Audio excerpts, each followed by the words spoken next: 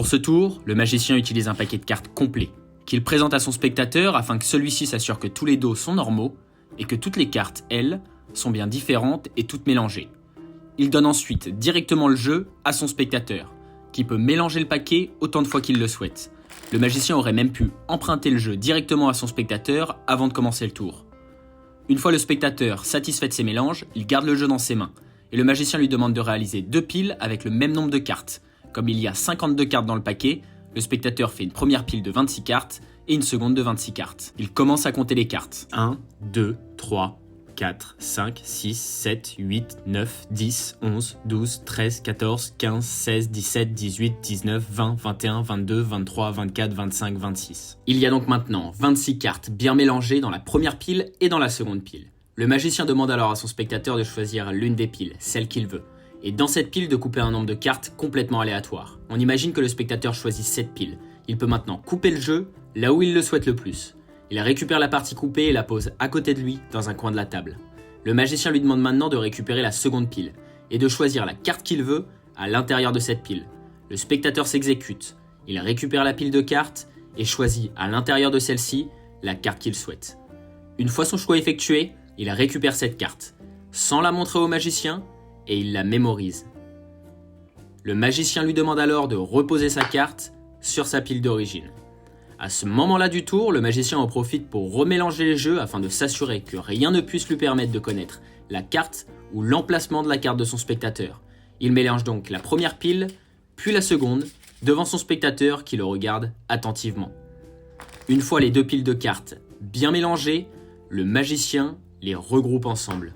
À ce stade du tour, le magicien ne connaît ni la carte de son spectateur, ni son emplacement dans le paquet. Mais afin de complexifier encore plus le tour, le magicien va effectuer un dernier mélange, l'un des plus efficaces. Il consiste à prendre simultanément la première et la dernière carte du jeu et à les poser sur la table. Maintenant que le spectateur a vu comment faire ce mélange, le magicien lui donne le paquet et c'est le spectateur qui termine le mélange, jusqu'à ce qu'il n'y ait plus aucune carte dans ses mains. Les 2 dernières cartes sont posées sur le dessus du jeu. Le spectateur est maintenant persuadé que le magicien ne pourra à aucun moment retrouver sa carte perdue quelque part dans le jeu. Mais c'était sans savoir que la réponse était dans ses mains depuis le début du tour. Le magicien lui demande de compter combien de cartes il avait coupées avant même de choisir sa carte principale. Le spectateur perplexe commence à compter ses cartes. 1, 2, 3, 4, 5, 6, 7, 8, 9 et 10. Le magicien lui demande alors de venir récupérer la 10e carte dans le paquet posé sur la table. Le spectateur commence à compter les cartes, il est de plus en plus perplexe. Il se saisit alors de la 10e carte, la retourne et n'en revient pas. Il s'agit ici de sa carte, qu'il avait lui-même choisie dans un paquet qu'il a lui-même mélangé et pour lequel il était le seul responsable à effectuer une coupe contenant 10 cartes. Le spectateur comprend alors que la magie se trouve parfois non pas dans les mains du magicien, mais dans les mains du spectateur. J'espère que la démonstration vous aura plu, on est maintenant parti pour l'explication. Premièrement, ce qui est bien avec ce tour, c'est qu'il est complètement automatique et mathématique, donc très simple à réaliser. Vous allez avoir besoin de 52 cartes, pas une de plus, pas une de moins, sinon ça ne marchera pas. Donc si comme moi, vous avez les 2 jokers, retirez-les pour atteindre 52 cartes. Ensuite, vous allez directement donner le jeu à votre spectateur afin qu'il le mélange, car ce qui est bien avec ce tour, c'est qu'il n'y a pas besoin de préparation. Donc le spectateur peut mélanger le jeu autant de fois qu'il le souhaite. On aurait même pu emprunter le paquet. Et alors, l'un des points positifs de ce tour, c'est que 95% du temps, c'est le spectateur qui aura le paquet entre les mains et qui, en quelque sorte, va faire le tour. Donc ça va participer à renforcer l'effet du tour de magie sur notre spectateur. Et donc maintenant, vous lui demandez de faire 2 piles avec le même nombre de cartes. Vous lui dites, comme il y a 52 cartes dans le jeu, c'est donc 26 cartes par pile. Et alors là, le spectateur fait les 2 piles de cartes comme il le souhaite. La façon de faire les piles n'a aucune importance. Ici, je vais faire comme dans la démonstration, je compte 26 cartes, et une fois que j'ai 26 cartes dans une pile, j'ai donc obligatoirement 26 cartes dans l'autre pile. Donc je passe rapidement pour le comptage des cartes. Une fois dans cette configuration, vous expliquez à votre spectateur qu'il va devoir choisir l'une des 2 piles, celle qu'il veut, et couper un nombre de cartes complètement aléatoire dans la pile qu'il aura choisie. Mettons ici que notre spectateur choisisse cette pile-là. Il coupe donc le nombre de cartes qu'il souhaite. Ici, je suis venu couper un bon petit paquet, comme ceci, et on va lui demander de garder la partie qu'il a coupée de son côté dans un coin de la table. Et ensuite, on va lui demander de choisir une carte dans la seconde pile. Là encore une fois, c'est un choix libre de la part de notre spectateur. Donc moi, au hasard, je vais venir récupérer cette carte par exemple. Comme c'est les explications, je vais la retourner, mais on est bien d'accord que normalement notre spectateur ne nous la montre pas et la mémorise de son côté. C'est donc le 3 de carreau, la carte de notre spectateur, et on va lui demander de la reposer au-dessus de sa pile d'origine, en l'occurrence celle-ci.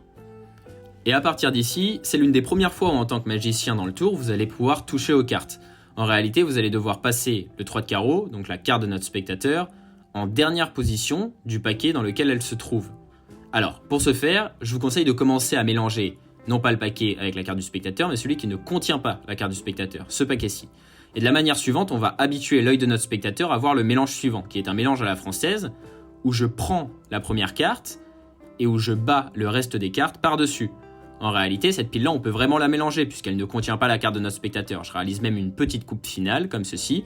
Donc pour cette pile-là, c'est bon. Ensuite, on s'attaque à la pile avec la carte de notre spectateur, où je vais réussir à contrôler sa carte, le 3 de carreau, en dernière position.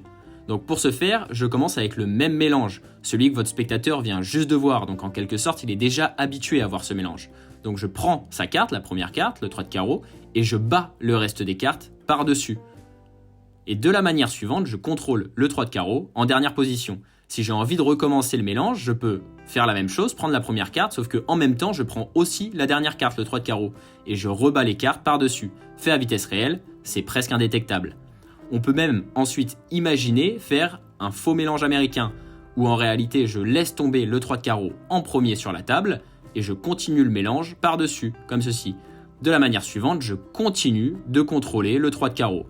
Et là, c'est très important, le paquet qui contient la carte de notre spectateur en dernière position, celui-ci, vient se placer au-dessus de la seconde pile, et pas l'inverse. À partir de ce moment, vous pouvez préciser à votre spectateur qu'on n'a aucune idée du positionnement de sa carte dans le jeu. Et là, vous lui dites que pour compliquer encore plus les choses, on va faire un mélange spécial. Vous insistez sur l'originalité du mélange que vous allez même demander de réaliser à votre spectateur, une fois que vous lui avez montré comment on le fait. Donc, vous montrez l'exemple, ce mélange, ça consiste à prendre la première et la dernière carte simultanément, et à poser le tout sur la table, comme ceci. Maintenant, vous lui donnez le jeu, et c'est à lui de le faire. Donc, il s'exécute, il prend la première et la dernière carte, les pose sur la table, jusqu'à ce qu'il n'ait plus de cartes entre les mains. J'accélère un peu la vidéo pour le reste du mélange. Et alors, pour la fin de ce mélange, il y a deux possibilités. Soit le nombre de cartes est pair, donc il vous reste 4 cartes en main, du coup vous faites la manip une dernière fois, avant de poser les deux dernières cartes, telles quelles au-dessus du jeu. Ou alors, c'est impair, il vous reste 3 cartes en main, dans ce cas vous faites la manip une dernière fois aussi, et la toute dernière carte, vous la posez au-dessus du jeu. Pas très compliqué, c'est même pas très important, mais il faut quand même le savoir. Une fois dans cette configuration, vous insistez une dernière fois auprès de votre spectateur que là, c'est vraiment impossible pour vous de retrouver sa carte après tous ces mélanges. Et pourtant, vous lui rappelez qu'il avait coupé un nombre de cartes aléatoire au début du tour. Vous l'avez compris, on lui demande de compter le nombre de cartes qu'il avait coupées, donc ici ça fait 1, puis 2, 3, 4, 5, 6, 7, 8. Et là, si vous avez bien suivi toutes les étapes, c'est mathématique, ça marche à tous les coups.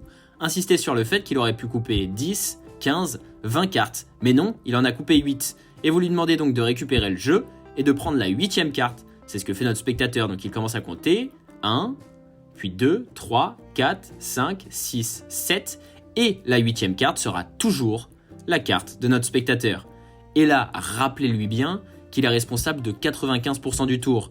Il a mélangé le jeu, coupé son paquet de cartes, choisi sa propre carte et pourtant, magiquement, on la retrouve à tous les coups. Voilà pour les explications de ce tour. Voilà, c'est la fin de cette vidéo, j'espère qu'elle vous aura plu, dites-moi ce que vous en avez pensé dans les commentaires, n'hésitez pas aussi à me faire part de variantes ou de petites modifications sympas qu'on pourrait faire sur ce tour de magie. En attendant, moi je vous dis à la prochaine pour une nouvelle vidéo. Allez, ciao!